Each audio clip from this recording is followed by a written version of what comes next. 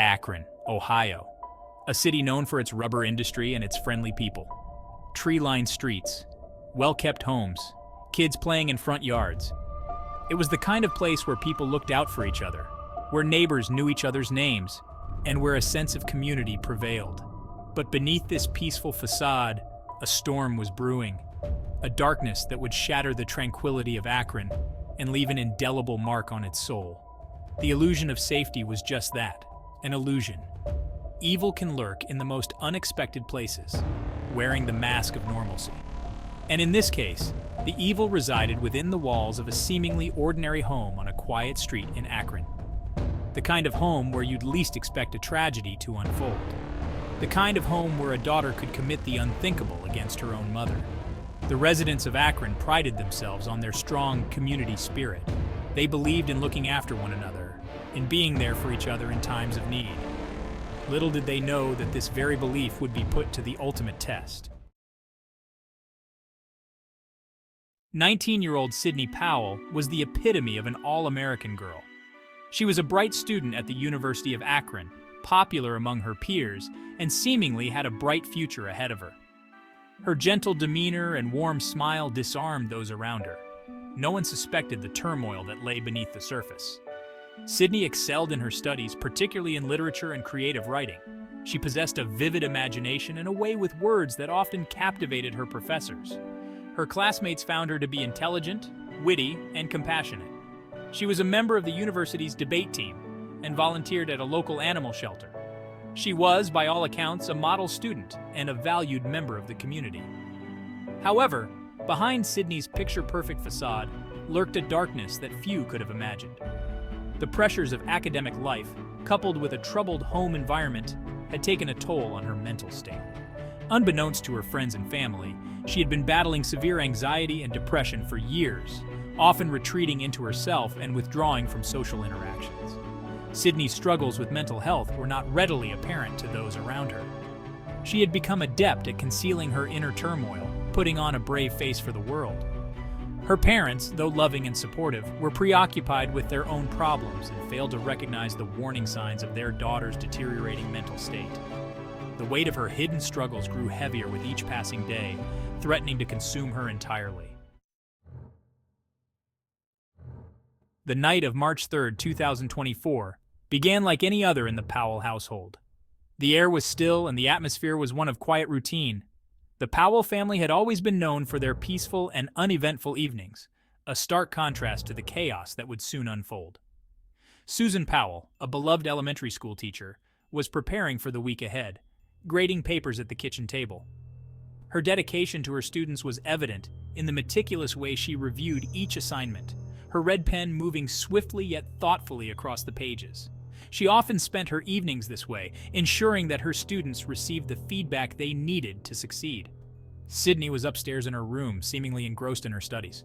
Her room was a typical teenager's sanctuary, filled with books, posters, and the occasional piece of clothing strewn about. She was a diligent student, much like her mother, and often lost herself in her schoolwork, striving to meet the high expectations she set for herself. The house was quiet, the only sounds the gentle hum of the refrigerator and the ticking of the grandfather clock in the hallway. This clock had been in the family for generations, its rhythmic ticking a comforting presence in the otherwise silent home. It was a symbol of the stability and continuity that the Powell family cherished. Around 10 p.m., a piercing scream shattered the silence. The tranquility of the suburban neighborhood was abruptly broken, the scream echoing through the still night air. It was a sound that would haunt the memories of those who heard it for years to come. Neighbors, startled by the sound, rushed out of their homes to investigate. The community was tight-knit, and the residents were quick to respond to any sign of trouble. They gathered in small groups, their faces etched with concern and confusion, trying to make sense of the sudden disturbance. They found Sydney on the Powell's front lawn, hysterical and claiming that an intruder had broken into the house and attacked her mother. Her clothes were disheveled and her face was streaked with tears. She was in a state of utter panic, her voice trembling as she recounted the horrifying events. Her cries were filled with terror and disbelief, her words tumbling out in a torrent of panic. She could barely catch her breath, each sentence punctuated by sobs. The neighbors tried to comfort her, but her fear was palpable, and it was clear that something terrible had happened. Police and paramedics arrived at the scene within minutes. The flashing lights of the emergency vehicles cast an eerie glow on the quiet street, adding to the surreal atmosphere. The first responders moved quickly, their training kicking in as they assessed the situation and began their investigation. Inside the house, they found Susan Powell lying lifeless on the kitchen floor, the victim of multiple stab wounds. The sight was a stark contrast to the normalcy that had filled the home just hours earlier. The officers worked methodically, documenting the scene and gathering evidence, their faces grim as they processed the brutal reality of the crime. The murder weapon, a large kitchen knife, lay discarded nearby, still stained with blood. It was a chilling reminder of the violence that had taken place. The knife, once a simple household tool, had become an instrument of unimaginable horror. The scene was chaotic, with overturned furniture and blood splattered across the walls, lending credence to Sydney's story of a violent struggle. The disarray spoke volumes about the intensity of the attack, each overturned chair and bloodstain telling a part of the tragic story. Sydney, still in shock, was taken to the police station for questioning. Her mind was a whirlwind of emotions, and she struggled to process what had happened. The officers were gentle but firm, understanding the trauma she had just experienced, while needing to gather crucial information. She recounted her harrowing tale of how she had been studying in her room when she heard her mother scream. Her voice was shaky, and she often paused to collect herself, the memories of the night still fresh and raw. She described the fear that gripped her as she rushed downstairs, her heart pounding in her chest. Rushing downstairs, she claimed to have encountered a masked intruder who attacked her before fleeing the scene. She described the intruder in as much detail as she could, though the mask obscured many features. The struggle had been brief but intense, and she had fought with all her might to fend off the attacker. Her story was detailed and convincing, her grief seemingly genuine. The officers listened intently, noting the consistency in her account and the raw emotion in her voice. They knew that the next steps in their investigation would be crucial in uncovering the truth behind the night's events. As detectives delved deeper into the investigation, inconsistencies began to surface in Sydney's story. Her account of the attack didn't quite add up. The forensic evidence told a different story. There were no signs of forced entry, no fingerprints other than those of Sydney and her mother. The neighbors who had gathered outside the Powell residence that night had not seen anyone suspicious entering or leaving the house. Moreover, Sydney's injuries, although present, seemed superficial compared to the brutality inflicted upon her mother.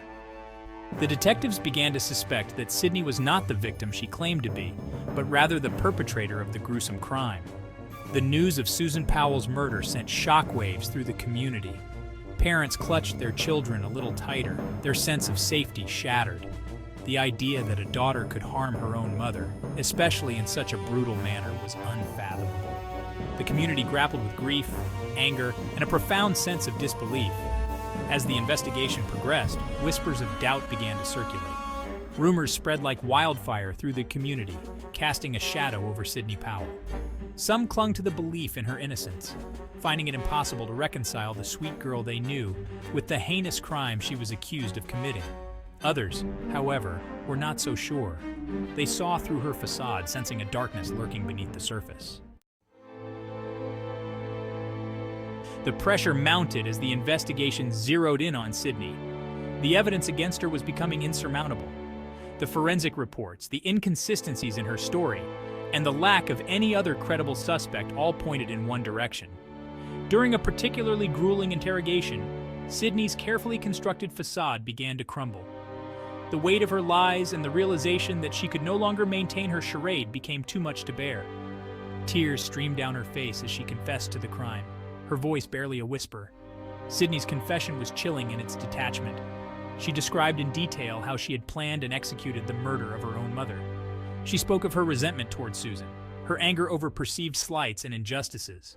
She revealed a history of mental health issues, of battling depression and anxiety, of harboring dark thoughts that spiraled out of control.